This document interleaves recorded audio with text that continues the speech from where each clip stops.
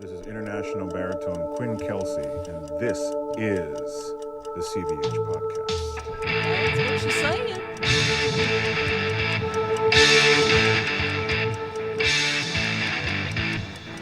Yes. All right. All right, let's get to it. Sunday, April 23rd. Welcome to the Cvh Podcast. Last weekend, I got to go to the Opera News Awards. That was a big deal. I love the Opera News Awards. We don't have like industry night in our business. We don't have we don't give away too many like public awards. We give we have like competitions when you're real young, and like we're just trying to help out the young singers and get them money, and that's something I'm actually going to go and see today. But there it is. Can you hear the sirens? I officially hate Hell's Kitchen. This is not a great place to live. This is not great. This is my first and last time in Hell's Kitchen. Opera News Awards. We don't really have this sort of evening, and it's just the best. It is a celebration of us, and this is just going to keep getting worse. Go ahead. God damn. Let's all enjoy this. This is Hell's Kitchen in a nutshell. This is 3 a.m. sometimes. Okay. What was I saying? Industry night.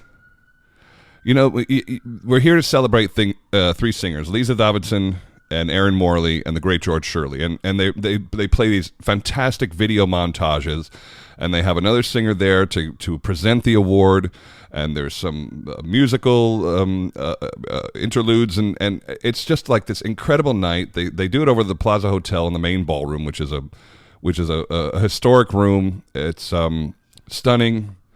I don't know. It just reminds me that what we do has some importance, and I know it's no more important than to us. I think I'm becoming more and more aware of that. Is that this continues because we love it. We love it.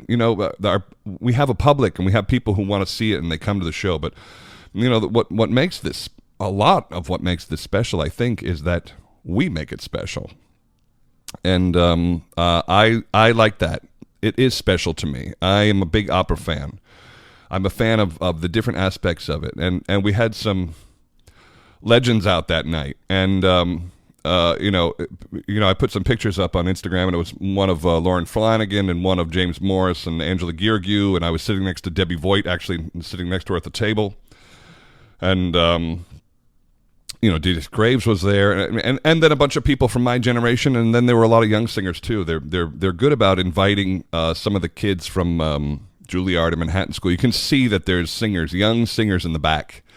There's some extra seats, and they're good about bringing in the next folks to just kind of like witness it. I sat in the back too, and honestly, it wasn't that long ago that I was still sitting in the back. And so, there's a path. There's a path in this business, and I think that everybody has to earn it in a way. Now, I need to give a little assignment to young singers, because I initially put up those pictures of me and my heroes, and I didn't post names because many of that generation are not on Instagram. And so there's a void there. And then somebody brought it to my attention and said, hey, young singers might not know who those people are. And I was sick.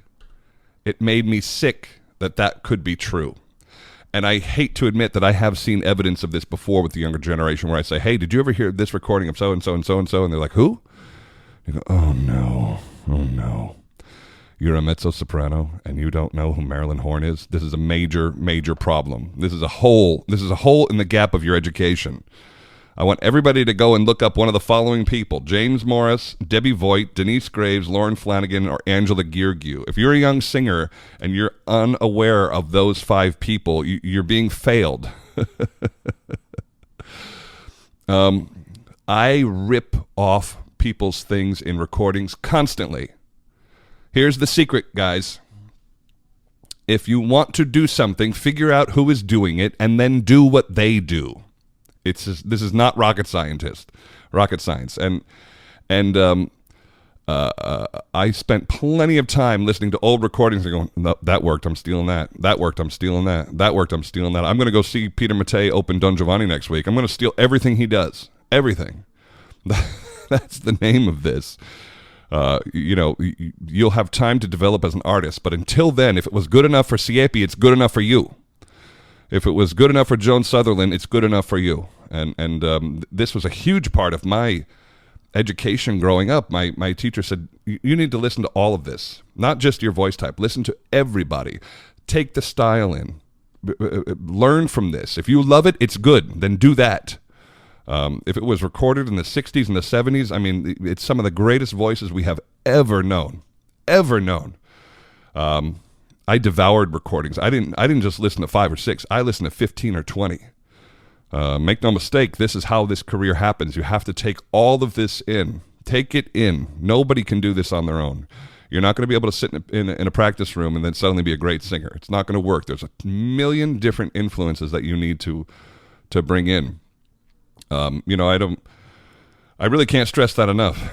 Listen to the old singers. Don't go to YouTube, fine, if that exists, but you got to get your hands on the recordings. And I use Amazon Music and Spotify, and I know there's 15 other ones. Just they exist. Go find them. Please find them. This is a huge part of my training that I think was incredibly valuable. If you're not listening to the people who did it, you're missing out. You really are missing out because, okay, there were some recordings that were duds. There were some live ones that didn't quite make it. But if it's a studio recording from the 60s or 70s, it was some of the best voices that have ever existed. Go and find these things and devour them. Steal from them. Opened Bohème on what day? Friday? We opened Bohème on Friday. It was a nearly sold-out show. Now, I have access to tickets. Being in the show, I'm allowed a couple of tickets. It's in my contract that I'm allowed a couple of tickets. And generally, I can get more than that if the house isn't that sold and I ask for an extra one here or there. It's generally not a problem. I mean, as it should be for a principal at the Met. I think if there's seats available, we should get them, in my humble opinion. And I made my request the previous Monday, and it was not even an option to buy opening night, which means we were sold like mad. And I eventually did get my 2 tickets but I sort of had to I had to appeal higher to get them. The house was nearly full, and boy, was there some serious magic. And I have to think that they were there for Yannick, and effectively his first. From what I understood, his first stage Bohème. He had done Bohème 20 years ago in concert in Montreal, and this was from what I understood, this was the first time he had done it with a stage show. And Yannick said this the other night. He said, when he thought about opera as a child, he thought La Bohème and the Zeffirelli production, and so it was a dream for him to do this. And frankly, for a lot of us, I'm 1 minute younger than Yannick, and it was one of the first things I ever saw too. And that production was on PBS and in a lot of different forms. There were a lot of different singers that went through it, but I remember seeing Carreras do it. I remember seeing Pavarotti, or if it wasn't live, I certainly saw the video of it. And so that was hugely inspiring. And so I've done it at the Met 35 or 40 times now, this production. But when there's somebody new, and our Musetta was new, Silvia Doramo, who's fantastic. That was her first time in it, and it's just such a joy to watch people enjoy doing it. And when the house was full, boy, there was some real magic in the room. And frankly, I hadn't really felt that in a bit. And so it was nice to re-energize that in a way. I can't help but to feel like the elder statesman in the show. Thank God for Donald Maxwell singing Benoit and Alcindoro, because otherwise I think I'd have too much gray hair on the stage. But it's this Colline character. It's one of the first arias I ever learned.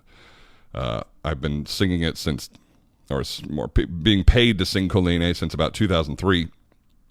So 20 years of singing Colline and about 25 years of La Bohème, because the first thing I ever did in opera was Benoit and Alcindoro when I was in college. This music has been in my ears for a long, long time, and I don't travel with a score anymore. I've got at least acts 1, 2, and 4 memorized. I've never heard Act 3. I hear it's very good though. Bohème has been a constant in my life, and this character, I think I know him well.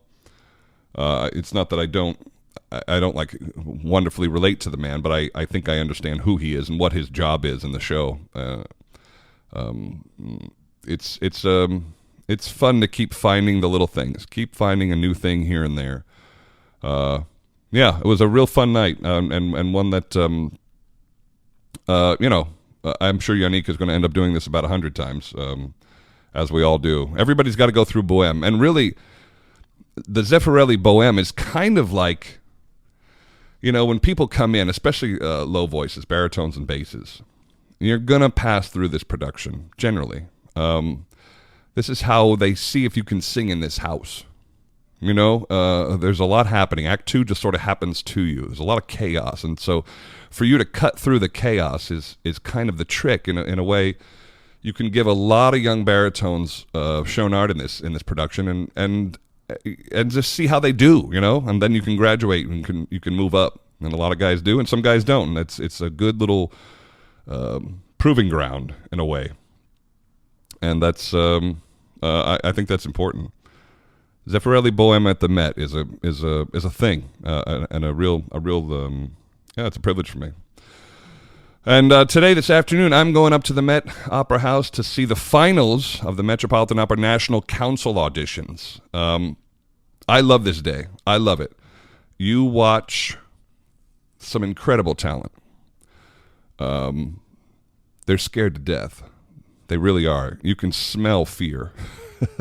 Even if they don't show it, you can smell it. I did this competition 20 years ago and stood on the stage and won. And I was not by any stretch, like the most polished singer there. I might have been the least polished, to be perfectly honest. But this competition works well because it's kind of based on promise. Who's going to be able to fill the house? They really want to know who can fill that house because it's not for kids. And we kind of throw kids in there just to see what they're going to be capable of. And when I talk to the young singers who compete today, and I'm sure I'll get to talk to a few of them. I make sure that they understand that it took 10 years for this bass baritone to come back as a guest following that competition. Some singers from that year didn't win and had contracts at the Met the next year. Some singers won and became young artists. Some singers won and disappeared. I won and then moved to Chicago almost immediately. I didn't go into the Met Young Artist program. I wasn't even asked. I did audition, but I didn't. That day I was not. I wasn't invited. For a myriad of reasons, and they're all. It all works out. But at the time it was fairly frustrating. But I did win that, and it was 10 years before I had my debut. And so this is 20 years. Now the anniversary of winning that competition, and so it'll be important for me today when I do talk to a few of them, and the guys always come see me, which is nice. This is not a finishing spot. This is not a victory lap. This is the new beginning. It really is, and it's hard to understand that at the time. Take that money and save it and invest it in yourself. Really, that's what I was determined. I paid a couple months' rent, but then that money went right into lessons and coachings and scores, and I think I got a new suit out of it. And it was time to take the windfall cash, which is what it is, and do something with it. Do something good. Invest in yourself. That's by far the best investment that I can give a young singer. Continue on. And for the people that don't win today, and for the people that were already sent home after the semifinals, the list of singers that didn't win this thing is far more impressive than the list of singers that did. I promise. Plenty of people don't. And it always depends on who you're coming up against. The 3 or 4 people that I won with, they pick 4 or 5 winners, and the ones that I won with are I don't sing with any of them. I've sung with one of them a couple times, but not in years, and the other 2 I've never sang with again. And so this is you need to look at it as a new starting point, a check. Take the check, invest in yourself, be grateful, keep going. Somebody has reminded you that you should keep going, and that's a good thing. And for the people that didn't get passed on, I hope you get all fired up. I hope you get real angry about it. That's how that's going to pay out. Get real angry about it. And for the people that get frustrated and decide they're going to do something else, that's okay too. I like it. I like clarity. I like things that make me go, right, it's this. Good or bad. I like the clarity. I love you for listening. Everybody. You know I do. Episode something. Everybody enjoy the rest of your weekend, and we'll catch up next time. All right, thanks. Bye.